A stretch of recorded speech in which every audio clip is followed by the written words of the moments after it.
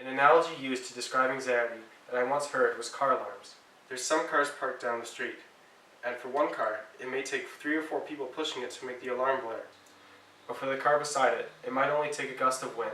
Why did it feel like every gust of wind was setting off my alarm?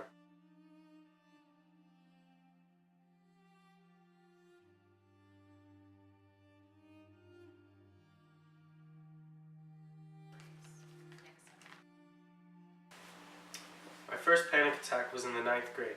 I was running down the basketball court when I felt it. Everything was loud, and my fingers were going numb. Why couldn't I breathe? My brain was racing and I couldn't process anything except for wanting to get up off the floor I had somehow ended up on and get out of the gym. I was so embarrassed. What were the others thinking? What am I supposed to do now?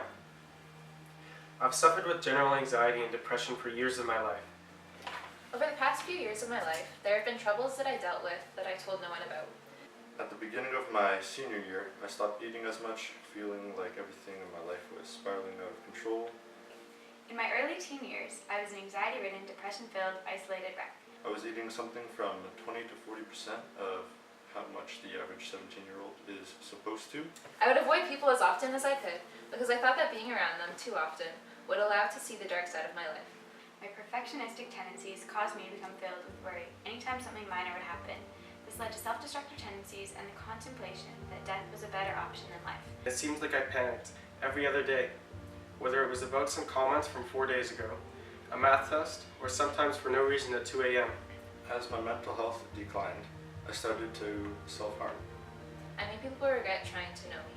I pushed my family away, tried to seem as detached and uninterested as I could so I could fly under the radar. You think somehow hurting yourself on the outside will make you everything different. Pro tip, it doesn't. And people around me started to notice, which scared me. In a last-ditch effort to get myself out of this year-long rut, I reached out for help. For reasons that actually turned out to be an accident, my parents were clued in on some of the things I was struggling with. I was in a dark time, but I was able to escape. I talked to my parents and asked them to book me an appointment with a counselor. I asked my mom to book an appointment with our family doctor and reached out to close friends. They wanted to help. They wanted me to know that I wasn't alone, and I wasn't. Change did not occur slowly, and it was a longer process than I would like to admit. The biggest thing I did right was surrounding myself with people who helped me to see the God-given value within myself. I became comfortable with who I was. I started to appreciate all the things I had, instead of focusing on the things I didn't.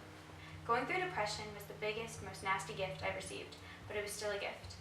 I stopped pushing God, my family, and my friends away. I opened up, and I accepted who I was. My mental illness is still something I live with today. Some days I still panic, and some days I still come home from school at lunch because I can't handle it. But the difference now is my intentionality.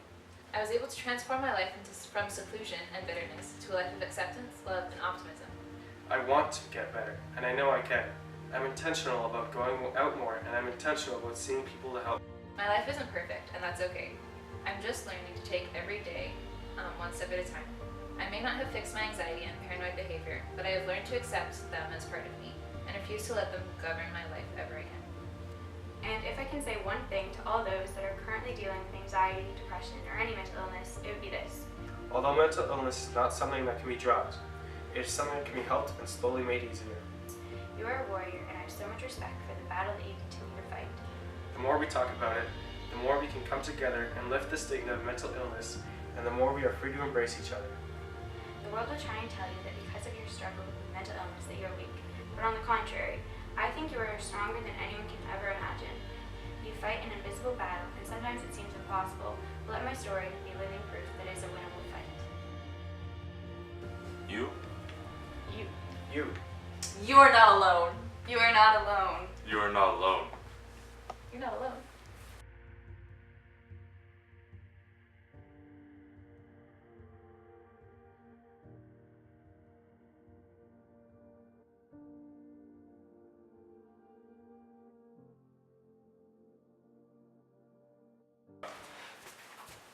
Oh, she's going back. You're still not alone.